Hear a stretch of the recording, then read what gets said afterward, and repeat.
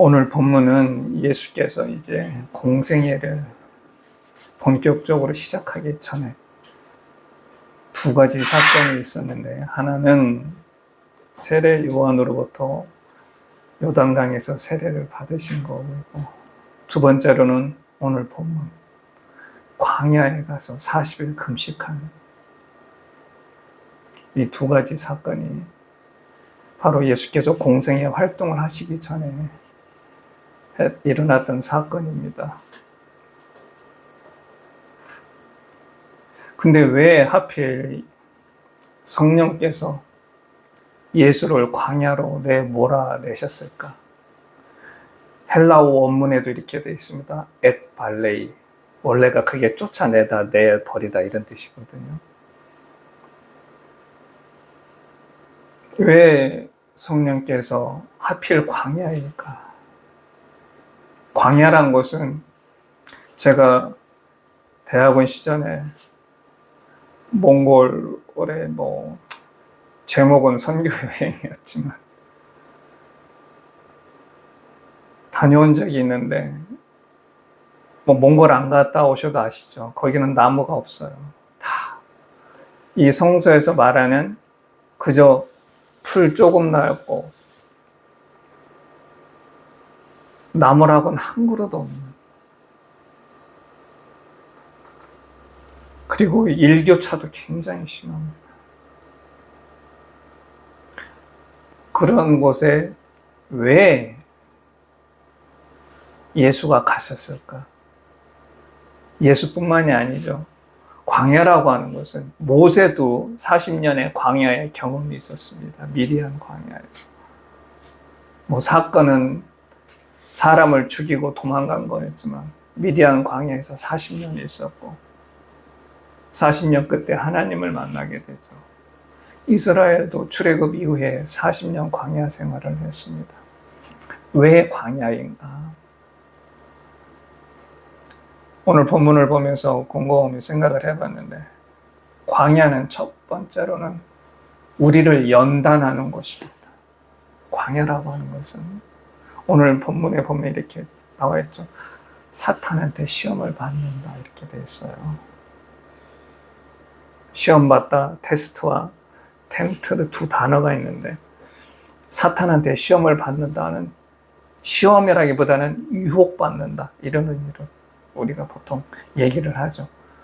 사후지간 예수께서는 40일을 사탄한테 시험을 받으셨습니다. 마가복음에는 이 시험에 관한 내용이 적혀 있지는 않지만 마태복음 4장 1절에서 11절까지 마태복음은 아주 이 시험에 관한 내용을 자세하게 적어놨어요. 첫 번째가 뭐였습니까? 돌을 떡이 되게 하라. 두 번째는 성전 꼭대기에서 떨어져라. 세 번째는 나한테 절해라. 그럼 내가 가진 모든 권력을 너한테 주겠다. 이 세 가지의 시험을 단어로 정리하면, 돌을 떡이 되게 하라는 것은 이 사람의 의지를 시험하는 거죠. 본능에 굴복하는가 안 하는가. 우리가 먹고 자는 거는 본능이지 않습니까? 이 본능에 굴복하는 그런 연약한 사람인가 아닌지를, 의지를 시험하는 거고, 두 번째, 성전 꼭대기에서 떨어지면 네가 하나님의 아들이기 때문에 너를 보호해 줄 거다. 이건 뭐예요? 신앙을 시험하는 겁니다. 하나님을 의심하게 만드는. 세 번째, 나한테 절하면 이 세상 모든 권세를 너한테 주겠다. 뭐를 건드린 겁니까? 인간의 욕망. 우리가 살면서 우리를 넘어뜨릴 수 있는 세 가지, 우리의 의지, 신앙, 욕망, 사탄은 정확하게 알고 있었어요. 그것 중에서 예수를 시험한 겁니다. 즉 영적 테스트를 한 거죠. 잘 알다시피 예수께서는 그 시험을 무사히 넘기십니다.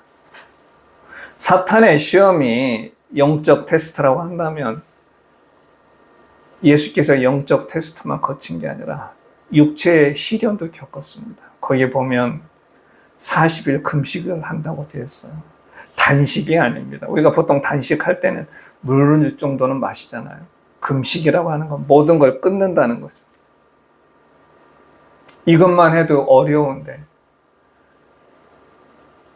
광야라고 하는 것은 낮과 밤의 일교차가 굉장히 심합니다. 제가 좀 전에 몽골 가서 그 일교차 얘기를 했지만 왜 그걸 느꼈냐면 낮에는 그렇게 뜨거워요. 근데 밤에 게르 안에서 자려면 수시로 깹니다. 추워서. 계속 가운데 난로 거기에다가 계속 나무를 넣어야 돼요. 그게 열기가 식으면 금방 춥습니다. 그리고 여기에 그런 것뿐만이 아니라 또 뭐도 있어요? 들짐승. 들짐승이라고 하는 건 일반 이런 게 아니라 늑대. 또 광야에 있으면 사자도 있잖아요. 곰도 있을 테고. 그런 들짐승, 생명의 위협을 받는 육체적 시련도 같이 겪었습니다. 이렇듯 광야라고 하는 것은 우리의 영적인, 육적인 두 가지를 시험하고 단련하는 곳이다. 예수께서는 그걸 이기신 겁니다.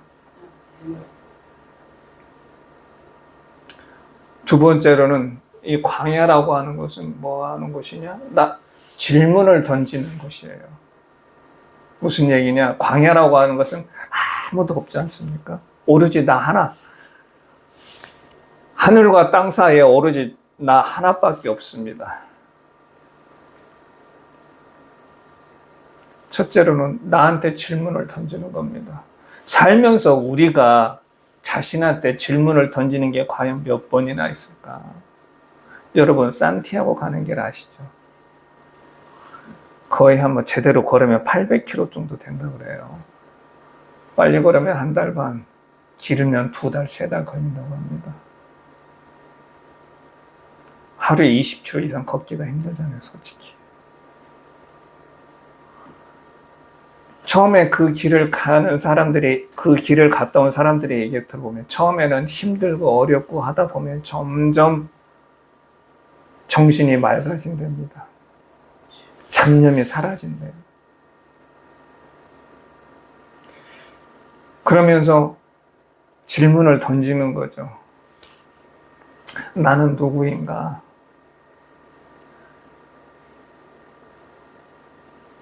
나는 왜 사는가? 내 삶의 목적은 무엇인가?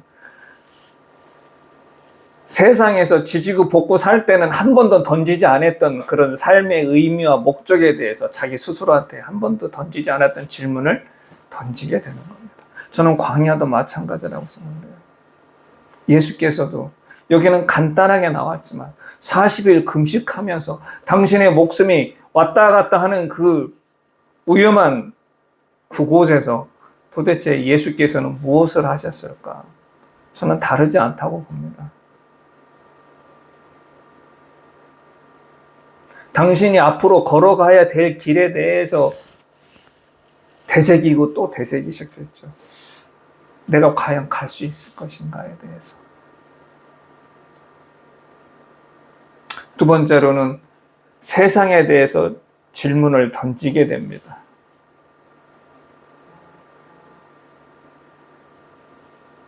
당시 유대 땅은 어떤 곳이었어요? 로마의 지배와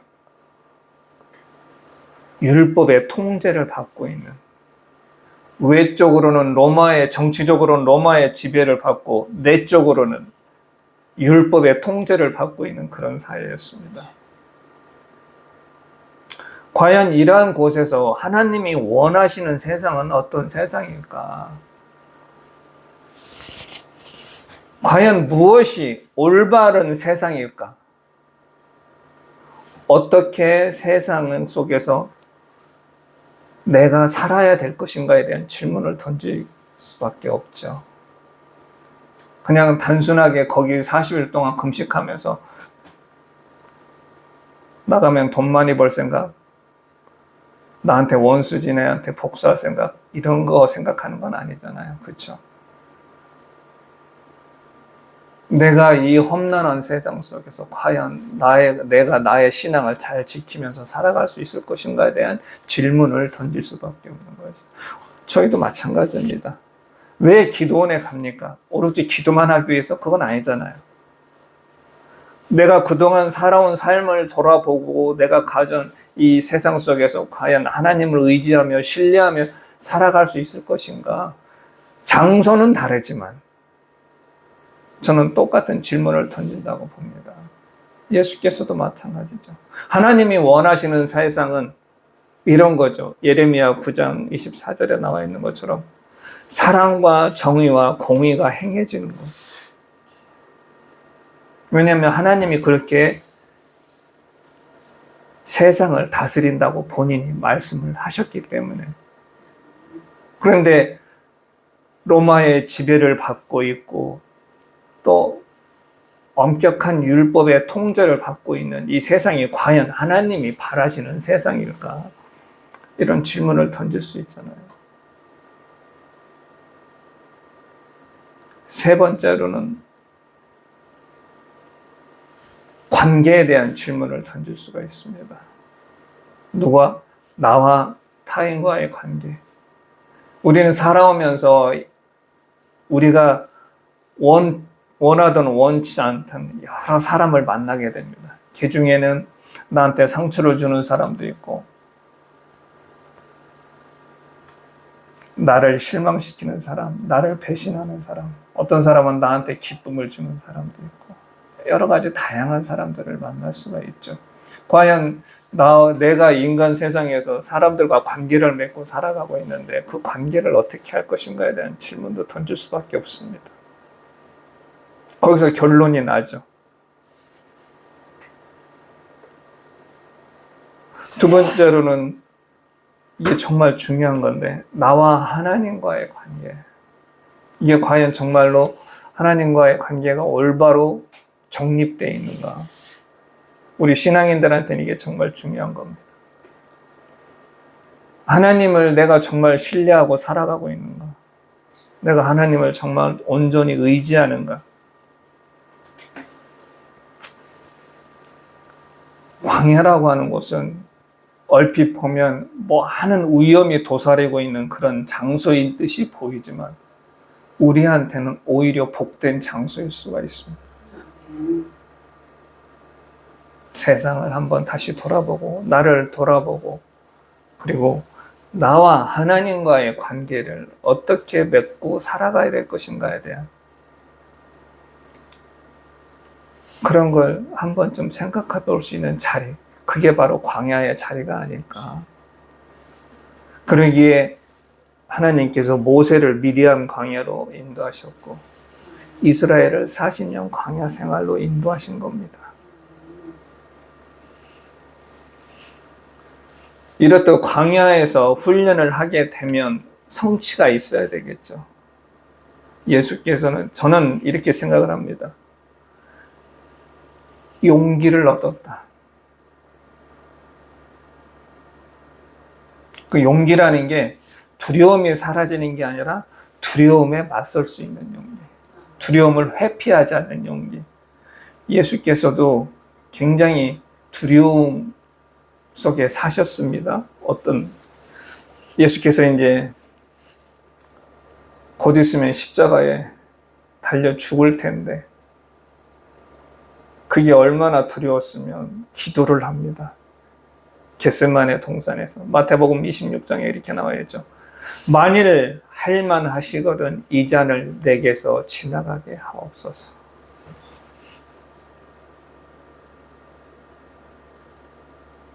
죽음이 두렵습니까? 의외로 굉장히 순식간에 끝나는 게 죽음이에요. 근데 그 죽음을 맞이하는 과정이 우리를 두렵게 하죠. 여러분, 십자가에 달려서 죽는다는 게 지중해에서 그 당시 근동지방에서 가장 잔인한 사형 방법이었습니다. 그 고통, 그 십자가에 달려서 죽어가는 그 시간 속에 인간이 느끼는 고통은 저는 겪어보지 않지만 차마 말로 표현할 수 없는 그런 고통이 되겠죠. 예수께서도 이게 너무나 두려웠던 겁니다. 그럼 기도가 그 제목이 그거잖아요. 당신이 이게 분명히 해야 될 일임에도 불구하고 이렇게 기도하십니다. 할만하시거든. 이 잔을 내게서 지나가게 하옵소서.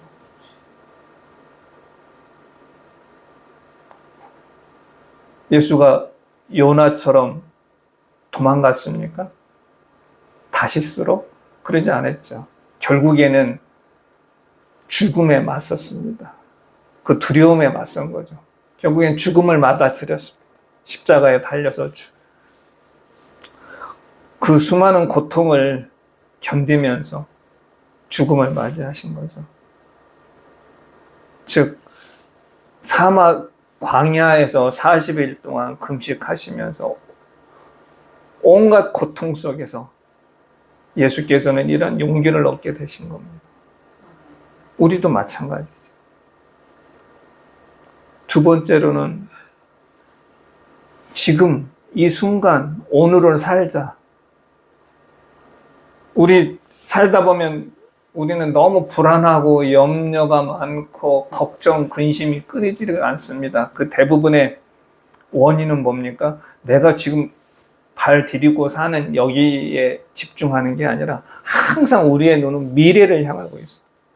내 자식의 미래, 우리의 미래, 항상 내가 지금 딛고 서 있는 이 순간에 집중하는 게 아니라 우리의 눈은 항상 미래를 바라보고 있습니다. 그래서 마태복음 6장에 그런 말씀 하시잖아요. 내일 일을 위하여 염려하지 말라. 내일 일은 내일이 염려할 것이요. 한날의 괴로움은 그날로 족하니라. 이게 왜 이런 말씀하셨나요? 사람들이 먹고 사는 거에 너무나 매달리고 오로지 돈. 이 돈이 결국엔 사람의 주인이 됐어요. 우리의 수단이 되는 게 아니라. 돈이 주인이 되다 보면 누구하고 관계가 멀어집니까? 하나님과의 관계가 멀어지죠. 이런 사람들을 향해서 니네 왜 이렇게 먹고 자고 입고 이거에 이렇게 고민하냐. 하나님께서 너희한테 그 모든 게 필요하다는 걸 아신다. 그러니 내일 일 염려하지 말라. 그냥 내일 일은 내일 염려할 것이요. 그날의 괴로움은 그날로 족하니라. 오늘을 살라는 말씀입니다. 하나님을 의지하고. 마지막 세 번째는 그게 제일 중요한 건데 감사하는 마음이 생긴다는 거예요. 어떤 분이 제가 우연히 유튜브에서 제가 좀 전에 말했던 산티아고 그 길을 800km를 정말 걸어갔다 오시는 분이 느낀 걸 얘기하는데 우연찮게도 오늘 제가 드리려고 하는 그 말씀하고 똑같은 말씀을 하시더라고요. 자기가 느낀 게 있답니다. 갔다 와서 한국 사람은 너무나 고통스럽게 산다는 거예요. 여유가 없다는 거죠.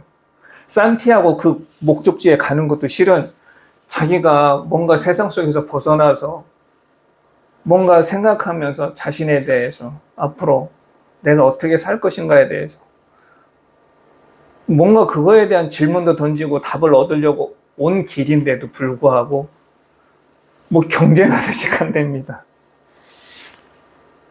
근데 어떤 외국인 부부가 어린 두 자녀를 데리고 걸어가는 걸 봤는데 처음엔 아이들이 얼마나 힘들겠습니까? 어른도 힘든데. 그런데 차근차근 달래면서 여유 있게 가더랍니다. 그 나중에 그 어린애들이 10살도 안 된 어린애들이 오히려 본인들이 나중에는 엄마 앞에 앞장서가지고 걸어가더랍니다. 이분이 거기에 갔다 와서 느낀 점이 오늘 제가 드리려고 하는 말씀하고 똑같습니다. 세상에 당연한 건 없다. 내가 숨 쉬고 입고 먹고 자고 쓰는 모든 것들이 그동안에는 당연하다고 여겼지만 그 당연했던 게 당연한 게 아니구나라는 걸 느끼게 된 겁니다. 거기 갔다 오면은.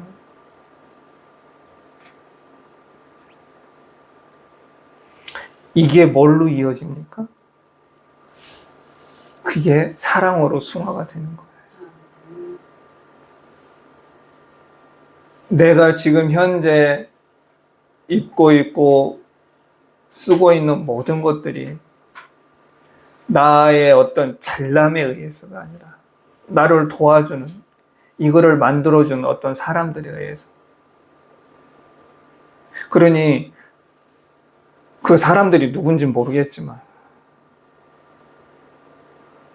내 주위에 있는 모든 사람들을 사랑해야 되겠다. 예수께서 광야에서 40일 동안 금식하시면서 얻은 결론이 뭐였습니까? 서로 사랑하라였습니다. 왜 수많은 율법학자들, 랍비들이 구원받기 위해서 우리는 율법을 정확히 지켜야 된다. 그 중에서도 특히 안식일 잘 지켜야 되고 11조 잘해야 되고 정결해야 된다. 이러한 외적 형식에 집중하고 있을 때, 그리고 그거에서 벗어나지 못했을 때 예수께서는 오로지 뭐가 중요하다? 사랑. 하나님을 사랑하고 이웃을 사랑하라. 이게 온 율법과 선지자가 하고자 하는 핵심이다. 이게 바로 예수께서 얻은 결론이잖아요.